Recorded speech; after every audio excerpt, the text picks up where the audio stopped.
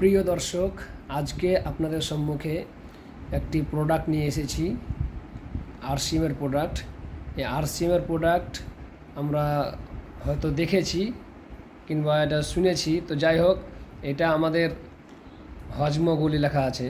এই হজমাগুলির কাজ কি আমরা সকলে জানি। হজমাগুলিতে কি দেওয়া রয়েছে? এই হজমাগুলিতে রয়েছে পুদিনা পাতা।